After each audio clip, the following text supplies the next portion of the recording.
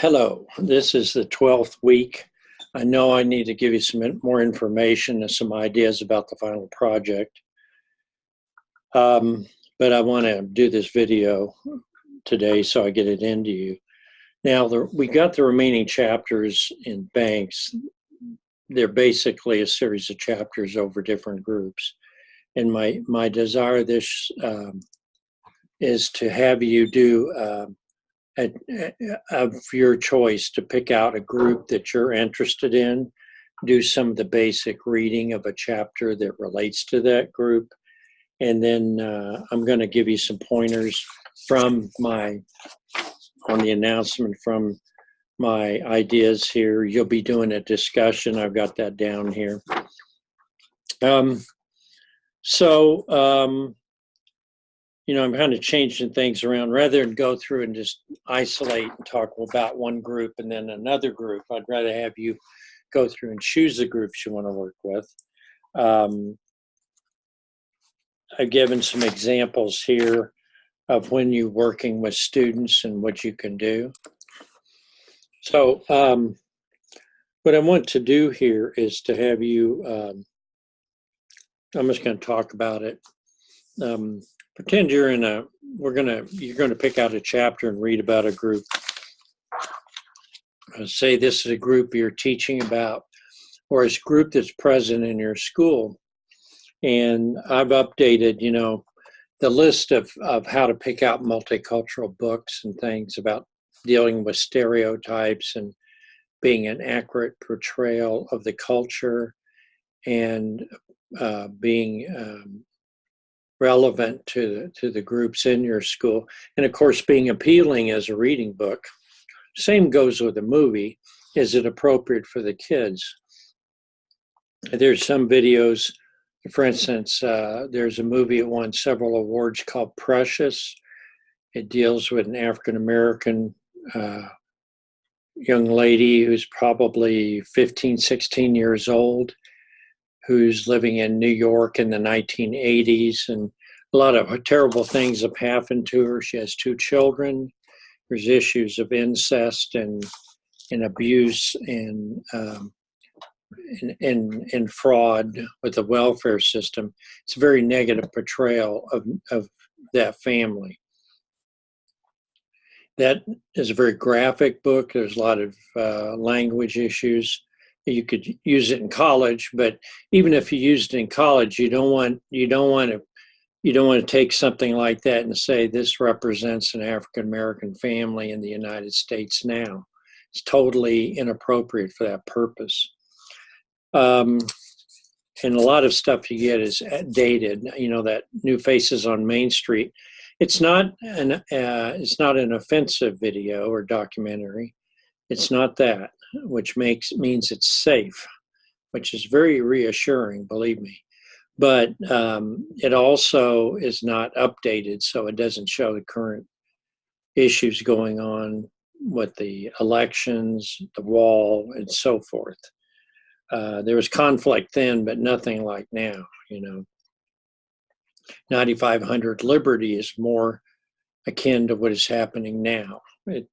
More direct confrontation, open racism, all kinds of things happening that are very unethical. So you got to make sure it's relevant. I'm going to cover that in a minute. But you want to make sure that whatever book or material you use is not going to offend or denigrate the group that you're presenting. And even if it is accurate, it's not going to work if it offends a lot of people. Do you get what I'm saying here?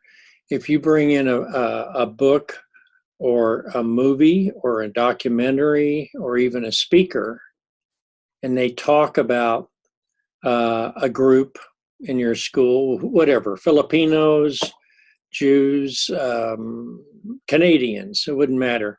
If that speaker, even if they're pretty accurate, you have to gate. Of course, you can't police their speech. There comes a point at which you have to jump off the cliff and hope everything goes well, and you prepare for that. But you want to make sure that you made every effort to be professional, and that you have a good reputation from the speaker or a good review from the film, and it's recommended by educational groups. You didn't just pull it off the shelf and show it. So that's one thing that we want to cover there. All right, so what are some things to consider? And since I have a fair amount of experience to this, I've included my experience. So I'm able to flesh this out with some real details. I mentioned the first thing about what if you had a Chinese student, and then the Chinese were very active in building our railroads, mining, did laundry and ran businesses in the frontier, involved in all kinds of businesses, both legal and some very shady, like everybody else. But if you had a Chinese student in there and he said, well, I want to know about the Chinese population in Denver and how they contributed to the West, and you find out that they were literally burned out. And there were situations in which the murder of a Chinese person was not considered murder by some juries. I don't know if it was a law, but I know there was indifference. They were invisible. Extreme defense, but when it came down to the person, we don't see anything. So you'll find this with groups all over the place. I do give you a piece in here. Our own Dr. Mark Ellis wrote this for an encyclopedia about minorities in treatment, and it talks about Denver in the 1870s, 1880s, thereabouts, 1890s. So they persisted, and they were in Denver, but they were sometimes murdered, sometimes beaten to death in the street. Horrible things were done. So that's the one thing I wanted to come across first, is that you make an effort to meet the beliefs of that student. Okay. All right. So what are my guidelines? Well, the first one is get good resources. This means you have to do a little research. If you were to portray a situation for African Americans in the pre-Civil War, or antebellum, they call it, before the war, in the South, you might look to Uncle Tom's Cabin. Sorry. Just finished some peanuts. I guess I'm allergic. I'm specifically thinking about Harriet Tubman. There's a new movie coming out, so that's why I picked that. If you don't know, she ran the Underground Railroad, or helped in it. She brought a lot of her relatives and other people from the South to the North, and even to Canada, because it wasn't even safe to be in the northern United States because of the fugitive slave law, which allowed people to come up into the North and capture slaves and take them back to the South. There are different kinds of sources. Usually the first one are primary. That would be letters written by the person or about the person at that time, but especially written by them, books written by them. Now, Harriet Tubman in 1869 had a book written that was co-written with Sarah Hopkins, who was a writer that was interested in promoting the African American and minority cultures, I think Native American too. And there weren't many people doing that then.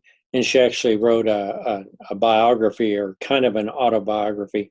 Harriet Tubman didn't write it, but she wrote it with her, like a lot of sports heroes, Mickey Mantle, or, Tom Brady's The Life of Tom Brady, written by somebody who wrote it, because Tom Brady's too busy. But those you have to be careful, because when they're co-written with somebody else, number one, they might contain things that make them look really good, and they might exclude things that make them not look so good. So the idea of accuracy is very important, and even a person is not very accurate about themselves. They're not going to say everything they did. If it was something negative, they're going to try to leave it out. So if you really have to go in and do some research, you can start with Wikipedia, but you're going to end up in going to a library and looking up the best, the best book or two, primary resource written by or with Harriet Tubman, which still may not be that good. And then you have secondary books written after her. And some of the best ones may have been written like recently, even though this was 150 years ago. So you got to look up accurate information to be, in this case, dealing with a person. But if you're dealing with a culture, cultures change over time. So if you're writing of the life of African Americans in 1870s, it's very different from the 1970s. Okay, so that's the first task you have before you. And what's the danger? Well, if you put out information that people find offensive and they find out that you didn't do your research and you were kind of lazy about it, you just grabbed something off the shelf and other kids laughed at it, then you're going to get in a lot more trouble. I hate to be taking that tact, but that's one way to get people to pay attention. So don't screw it up, Okay. Portray cultures, whether you use books, videos, TV shows, whatever, make sure that is within the context. Someone said a typical American family, and if you know this, I don't know if you do, a show called Leave It to Beaver showed an all-white family living in, I think, California, but I don't know for sure. Maybe it's Ohio, but they filmed it in California. Showed two sons, and their dad always wore a suit when he came home, and he wore a suit when he had supper. I've never seen men wear suits at the supper table, or in other words, supper, dinner, some people call supper. And the mother was always dressed dressed very nice for 1950s. She never was dirty or never wore jeans or pants. She was always a lady with a dress on. And that was the 1950s. Now, was that accurate for the 1950s? Probably not for most people at all. But it's what people like to think was accurate. This is a very important point. People have a different idea of how things should be as opposed to how they are. Okay? So that's very important. Okay, Three Stooges, my clock. Okay, you know the show Married with Children. That's not an accurate portrayal of people living in the 1980s or 90s because it's comical, okay? Same thing with other cultures and other groups. Sanford and Son was an African-American comedy in the 1970s. It was not a positive, generally not a very positive portrayal of African-Americans. You're going to find that people love to keep generalizations or even stereotypes. They love to keep them around because they're easy to sell. People buy into them. You don't make it too complicated. Okay, so I have an example here of Birth of a Nation, a 1912 movie, which actually incited race riots by itself. It was a silent movie that claims to say Birth of a Nation, but that birth is, I'd have to say, the Ku Klux Klan in the South. It shows very negative portrayal, and it was, even though it was 50 years after the Civil War, what it portrayed was not accurate. It showed African Americans as unable to govern themselves, as having every bad trait you can imagine, and that whites in the South had to save themselves by suppressing them and taking control of their government. And if you were to show that movie, if you were to show Birth of a Nation straight through, your kids would laugh at a lot of it. For instance, even some of the worst acts committed or by white actors wearing black makeup. And if you know, blackface is not an acceptable way to dress up. If you do that and you're any kind of a teacher or anybody, you're going to get in a lot of trouble.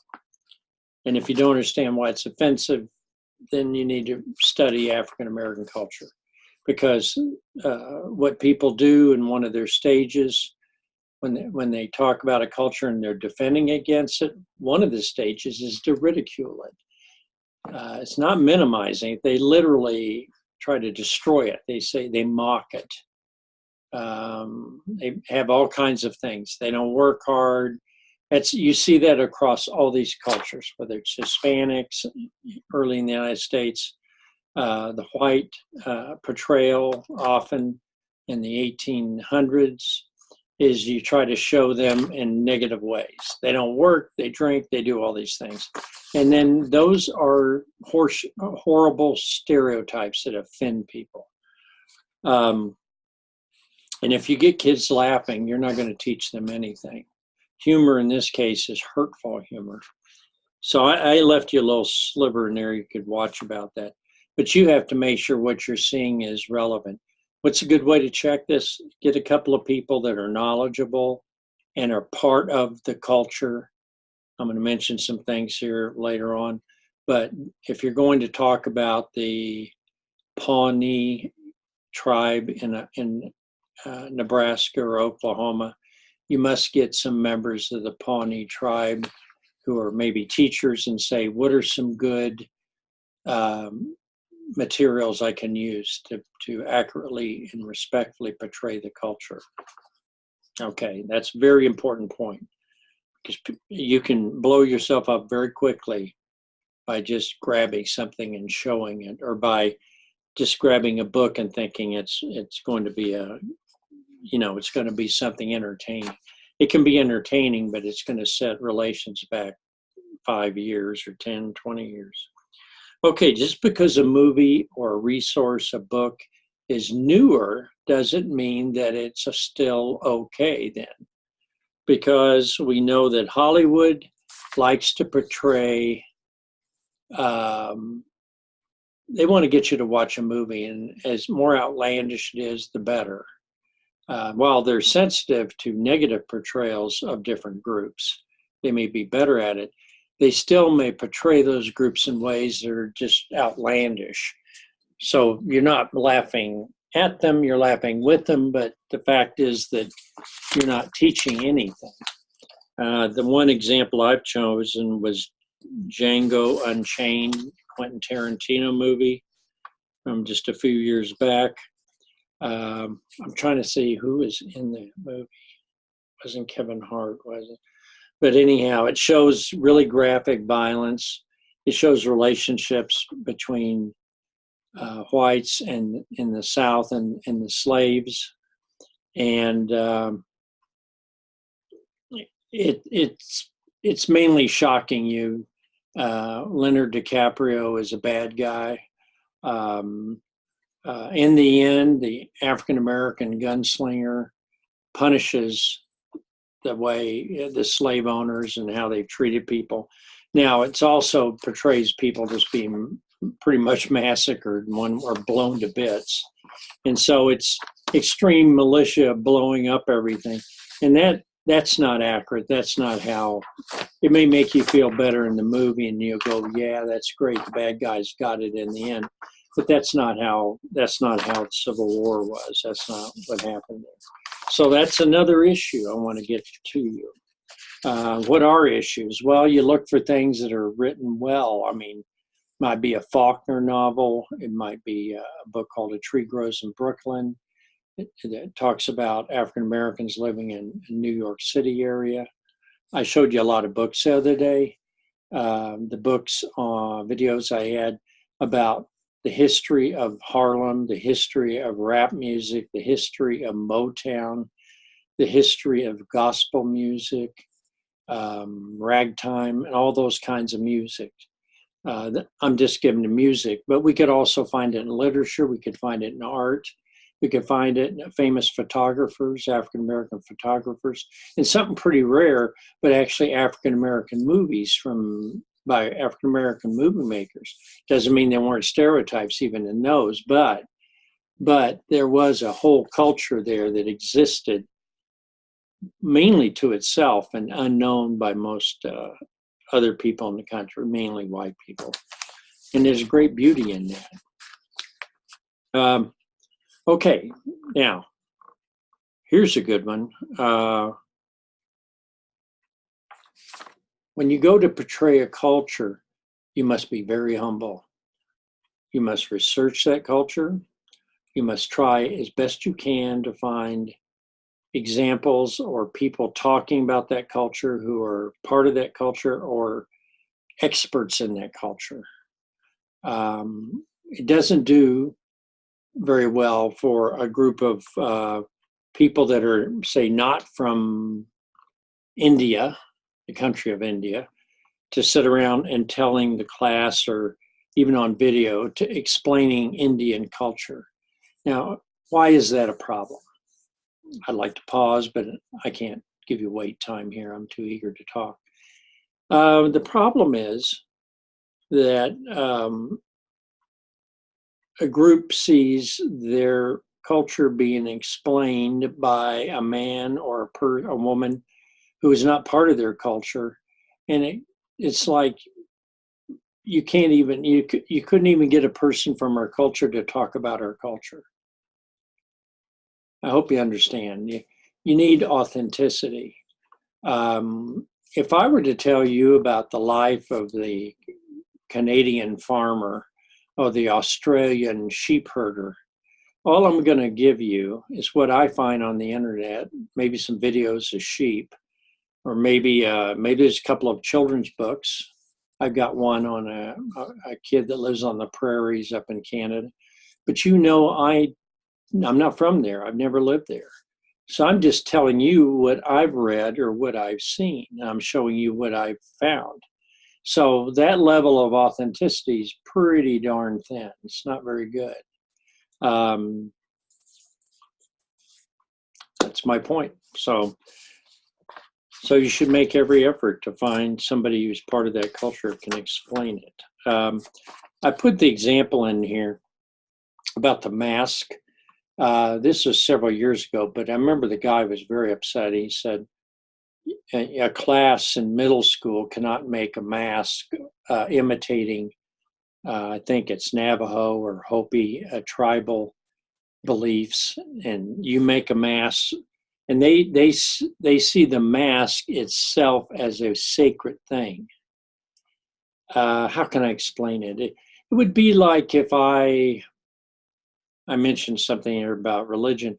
It'd be like if I had students write their own version of the Bible and then call it the Bible and say, well, here's my Bible. What did you say is the truth? You think that's weird. Obviously they can't write a whole Bible, but they could retell a story like Moses parting the water, or the miracle of the loaves, feeding of the 5,000. And the example I give here is people actually dressing up like holy people, either with a Quran or with some bread-like stuff, and they pretend they're doing communion because they want to show this is how the Catholic culture, Christian culture functions.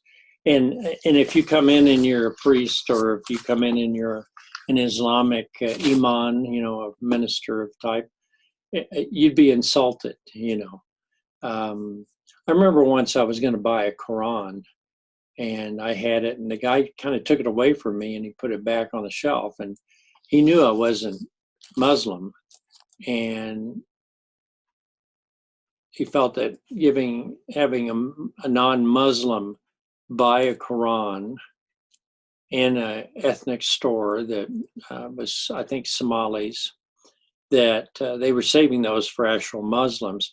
And he thought, what are you doing? What are you doing grabbing you can't read it. So what are you going to do? Use it for use it for a prop or something? I remember once having a rug, which I considered just a rug, and a guy walked in my office and he said, "Oh, you're Muslim." And I said, no, I'm not, but I like to collect things. And I remember at the time it really shocked him because he just assumed if I had that, because I didn't know it. It's a prayer rug, okay? It's like having a kneeler, like Catholics, some churches, they kneel. Be like having a kneeler in your office for, just for fun, a hobby or collectible. So that's strange to people. And they want the things that are important and precious in their culture to be considered sacred and not to be casually used as, like you wouldn't find a baptistry where you baptize babies or baptize people by sprinkling them with water, for churches that do the sprinkling. If you went into a place and you saw there was a baptistry and it was full of beer and people were drinking out of it, you'd be pretty upset if you're from that church. You'd think that's not right, you know. And that's what I'm getting across here. Don't take something, and that's why you have to learn about other culture. Don't take things that are precious and diminish them by using them for some kind of a other purpose. So that's something that's very important. Another example of this is kind of not that unusual, is that people making drawings about the Prophet Muhammad is an insult to Muslims. And, people in the West will say, well, we have a right of freedom of speech. And if I want to draw cartoons of the Pope, I can do it. Nobody can arrest me. If I want to draw cartoons and say negative or seem to say portray negative things about Muslims, especially the Prophet Muhammad, I should have the right to do that. And then, you've read in Europe where people retaliated over that because they've been insulted and they're angry. And people need to be aware of this. You don't casually, you don't wear signs or you don't wear clothing that's unique. I wanted somebody to buy me an African hat. I like those African hats that I see sometimes. And somebody was over in South Africa and they're going to buy me a hat. And they said, I couldn't buy you the hat. And I said, well, why couldn't you? He said, because each hat indicates your tribe and in who you are. So for you to wear that hat, gosh, I don't know if we have an equivalent here. We're not that much into hats. But it would be like if I wore a policeman hat, a genuine policeman hat, looked like it, and walked around town. That would bother the police, because people look at it and say, are you a policeman? You're not dressed that way. Or if somebody wore a cowboy hat and they're in some other country and it's clearly an American cowboy hat, it'd be ridiculous. Or if somebody walked around and they're wearing a sombrero and people say, well, that guy is not Hispanic and he's not from a place that wears sombreros. And remembering sombreros are only worn in parts of certain Hispanic countries. They're not worn everywhere. So that gets all very strange. So the appearance of disrespect is disrespect. You have to assume that. Okay. Flags are that way. I had a flag once, a Mexican flag, and some other flag that I had, and it had fallen down. I hadn't got to it yet. And the guy came in, and I was so embarrassed because he's from Mexico, and he picked up the flag and very carefully folded it and respected it. And I felt, oh my gosh, we have rules about American flag. You don't use the American flag as an oil rag. Okay. Do you have a right to do that? Probably. Is it smart to do that? It's dumb to do that. So in imitating another culture in some way can often be seen as a threat. I was going to mention this thing about nooses. People get upset. There are two things that are very sensitive because of their symbolism. One of them you would know, the swastika. How many people just casually have a swastika flying around their farm just because it looks kind of bold? You don't see that. People that carry swastikas are considered pro-Nazi. Nazis in most 99% of America are bad people. And if you don't know that, then you're ignorant of history. Do you have a right? Can you dress up like Adolf Hitler and go down the street? Sure, you can. But don't expect people to, don't expect to be given any basic modicum of respect. Okay? So do you dress up? Do you wear, somebody, was it the Kardashians or somebody, or a Native American headdress like a chief, that kind of stereotype they use all the time, or that someplace to a party, and that was considered, the term now they use, misappropriation of a cultural item. And although that can sometimes, you can go overboard with that. If you're white and you dress in something of a type of Asian clothing, it doesn't mean you're ridiculing Asian people, but it depends on who's making the judgment. I would say probably it's not an offense. To me, it wouldn't be, but then I'm not Asian, okay? So that's very important here. Finally, the noose. And I was going to mention that nooses are a trigger event, because lynching and nooses was a way, drawing those pictures, actually hanging a rope like you're going to hang somebody. That is so deep in the psyche of African American culture of how that was used to control and destroy and murder civil rights leaders, that no one's going to look at that and say, oh, he just likes nooses. They're going to assume that you are doing that to intimidate. And there are cases where people at workplaces, in car factories, different places, they come back near their workplace and find a rope hanging up. And the rope with the noose was only hanging there in order to infuriate them. Same with burning crosses. You can find these trigger events. The same with if you're middle of the road Christian or kind of conservative Christian, people despoiling the Bible, people even with things written on their shirt that make fun of Jesus, or if you make fun of Muhammad or whatever religion you want to make fun of, that can cause people to fight. So it's very easy to get into a fight, and you might get injured, and you might be in the right technically, but what good's that going to do? What good is to insult people and to infuriate them? Same with women, whether it's women's rights, equal pay, people that make fun of hurting children in some terrible way. You don't see people like that getting respect. So these are very important issues.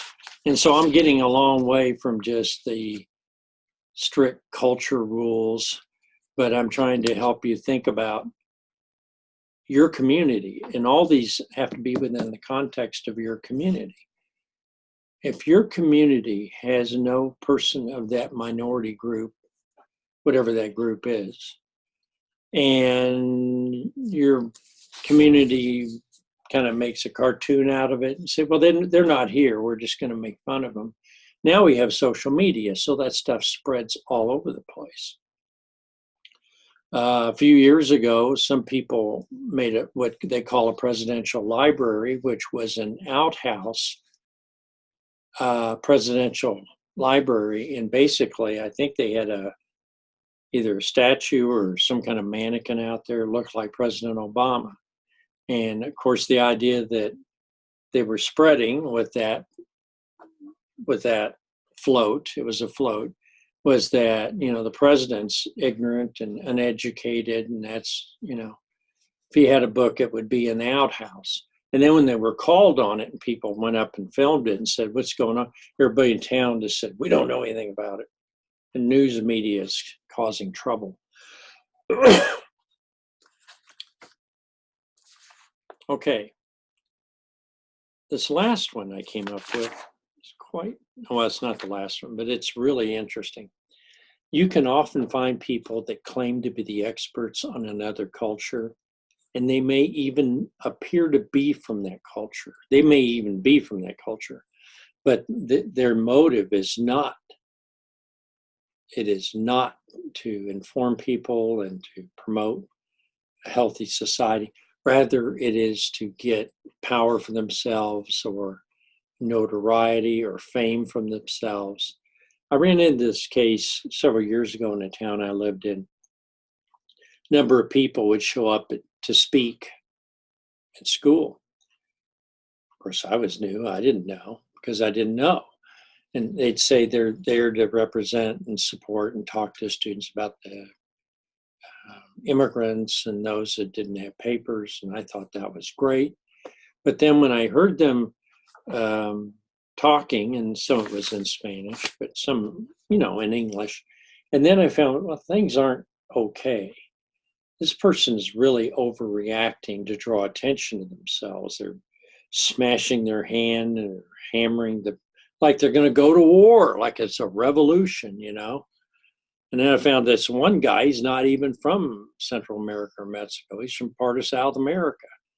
He's claiming to be an expert. I know these are my people. And I said, they're not your people. There aren't any of your people here. You're from like Peru or someplace. And I don't know if there's any Peruvians in this town. And yet you're claiming that you're the authority on this. And you get fooled by these because you don't know, you trust them. And I had another person that took advantage of people. I'm always helping the poor. They're so pathetic and they need my help. And I would do the immigration paperwork for them and stuff. And I found out the person was doing immigration paperwork and charging them $100 just to fill out a couple of spaces on a page from a poor family. So I found that out and I shut them down. But of course, I didn't find it out right away. And then people that want to garner public attention often go out and tell stories and act the part of the savior. I'm going to save you, poor people, and it's so condescending, their attitude. And what's so sad is that they may themselves be from that same community. But just because you're from that community doesn't make you an honest broker, an honest informant. You may actually manipulate. And there have been cases of people saying, I'm a leader, I'm trying to help people in my community. By the way, I have some rental houses and it's only $200 a month for you to stay in it. And you find out the person has 5 rooms in there and they've stuffed, 10 people in them. And some old busted down house is bringing them $2,000 a month in rent. So they're really cleaning up, and all they're doing is scamming people. That's my story. So just because someone is a minister doesn't mean they have instant credibility with you. Just because someone was a teacher doesn't mean you're instantly, oh yeah, we must, or they say, I just came back from a certain place and I speak Spanish and I'm from there. And then I ran into another one. It's kind of strange. I didn't include it in here. And this guy was the most arrogant person I'd ever met. I found out later he ridiculed the poor Hispanic Americans from Central America or Mexico. He called them Indios, which was an insult to call them an Indio. I'm not going to explain all that, but call them Indians because that's a way of talking down. They're lower class than you. I'm upper class. I'm educated. So it's terrible. And we had to fire the guy. The biggest mess I've ever seen. And, I was hook, line, and sinker thinking this guy really cares about people. Turned out he just cared about being a pretty negative person. Okay. Examine your school's curriculum. You may say, well, I'm sure my history book's correct, but I give you the example, the Texas history book. Moses was a founding father. Now, I'm sorry, but Moses predated the founders of the American Republic by approximately 2,700, 600 years at least. So Moses was not a founding father of the United States. That was done said in a certain way, metaphorically. Here's a big lie. Slavery had very little to do with the Civil War. It was just a disagreement about free speech. That's nonsense. Now, I know that's political, but we have to face facts. Slavery had a huge impact on the economic system of slavery versus the North. To not discuss slavery or to say that, look, the Southerners didn't really do anything wrong. They were just trying to make a living. Well, we know that slaves were slaves. If you think it's so darn wonderful, why don't you volunteer to be a slave? We have slaves today in the world. They're treated horribly. Slavery hasn't died, by the way. We have sex trafficking, labor trafficking. This continues. Human beings are a commodity. They're being used and manipulated and destroyed. So let's don't try to be nice about it and try to pretend that it was, well, we just have to kind of not. I like this section, industrialists. It was talking, I'm picking on Texas, but here's the reason why Texas gets picked on. It has a very large demand for textbooks and drives the market. The other state that's similar is California, but of course California would never take Texas textbooks. So if your book is accepted in the state of Texas and approved, then you may sell 2 million copies of the book. So you see there's money there. Now, in the book, it talks about the attitude of the industrialists toward Mexican laborers, and it criticizes them. Oh, they don't work, and they may drink, and they have, they're putting off, they try to make, which is amazing to me because something similar was said about slaves. Oh, they're lazy, they don't do anything. I said, how could you make all this money in the South with people that don't work? And why would you keep people that don't work and spend the money and time to manage them if they don't really do anything? So that's how you explode that lie. And what we're talking about are lies here. Let's don't try to be nice and try to skirt the subject and say, no, well, they didn't get along. They didn't get along. They tried to kill each other. Civil War wasn't just a disagreement about how to run the government. It was a disagreement about who should be left alive because it was a struggle to the death. Okay, then last one I have here is something I think is very important. Think about the attitude in your school. And I don't mean in your school, this can cut both ways, by the way. I want to make that clear. You may have groups that tend to dominate that are very liberal or very, they have a certain idea of how the world should be or what should be allowed. And they may be very opposed if you have a person with a conservative view or a very strict religious approach. And they may say, well, your religion is sexist or your religion is oppressing the poor. Or religion could be it does that. And you're allowed to make that judgment call. But the individual is not prevented from expressing themselves and being respected. The question is, do you always have to respect your opponent's speech? Generally speaking, yes, but I don't respect hate speech. I don't, in school we have rules about proper behavior and respect. If I'm denigrating any particular group or women, or I'm denigrating white men, whatever you want, you have to strike a balance about what is going to be allowed and what is not. And hostility can occur very quickly, can build up. If you're in a small conservative community and you come up with some ideas and, some of your ideas, or maybe you have a play you're going to put on and the play offends some people in town, well, it's true. let them be offended. But it's also true that they can put pressure on, and maybe you won't be teaching there next year. So don't expect that somebody's going to come to your rescue, that you may do the right thing. You may have a valid, reasonable opinion. But if you're in a certain place, then you're going to have a fight on your hands. Then it's when you need a union, you're going to need a lawyer, you're going to hope that people back you to do the right thing. But what if they don't? You know, the old expression, no good deed goes unpunished. Not all good deeds are punished, but it's very clear to me that some deeds will cost you.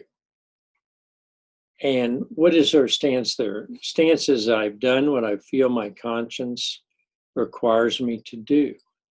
And if I suffer because of that, what did I expect? Did I expect to be rewarded for doing the right thing? I mean, that's kind of interesting, isn't it? I mean, I did the right thing and now I'm losing my job, or I did the right thing and I didn't get a promotion, or I did the right thing and no one acknowledged it. You know, I mean, we'd all like to be the hero. We'd like to do the right thing and then be acknowledged and be nominated for the Nobel Peace Prize, like that guy in Washington's always planning on winning it and claims to be nominated for it. So don't expect that because you do the right thing, you will be rewarded for it. That's a big false belief. So when I say be vigilant, what does it mean? You strike back, or you think somebody said something that you consider racist, or somebody said something that hurts you, and you feel that the community standards are quite different, and this person's causing trouble in the community. But you have a voice to complain about that. You can go to school for it if it's a teacher. You know, the old idea, and I do say the word old now because I think we're looking in a rear view mirror on parts of American culture that I value very much. And they're getting smaller and going farther away. But it used to be, not always, but generally, that you could have a strong disagreement with something, but you didn't personally hate them. You didn't wish ill upon them. You didn't curse them. And that's not always true now. We've reached the point that for some people, whether it's in colleges or high schools or wherever, or at work, that when someone goes too far and you've seen them becoming more one way or the other, then you kind of unleash on them. And that's my point here with this number 7. Is not getting to that point. I mean, if you see that there's kind of and it talks here about, I mentioned the anti-Chinese rioting in Colorado. It's interesting that a lot of times, especially historically, it was one minority attacking another. The Irish were kind of like the muscle, and they were the muscle of the dominant population. So if we don't get our hands dirty, we'll have the Irish do it. There were cases of the Irish attacking Greek people in Omaha. There was the stereotype of the Irish as violent people that drank, and you couldn't really depend on them. But by golly, they were great, and if they wanted to fight, they'd come in and really do a number. So what I'd like to share with you then in sharing these 7 is that it goes beyond just finding good books and materials and videos, but it's finding legitimate people in society and maintaining awareness of the general community.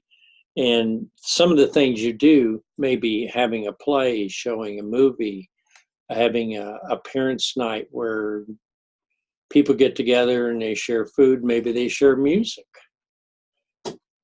Maybe you start a pep band, or not a pep band, but a pep club for parents for the soccer team. And so people are, they come and bring goodies and they have a good time. And so you have a nice mix of people. Or you have some people that come and minority kids playing on a football team. You know, these are all these things you have to look about. Where do I build my connections?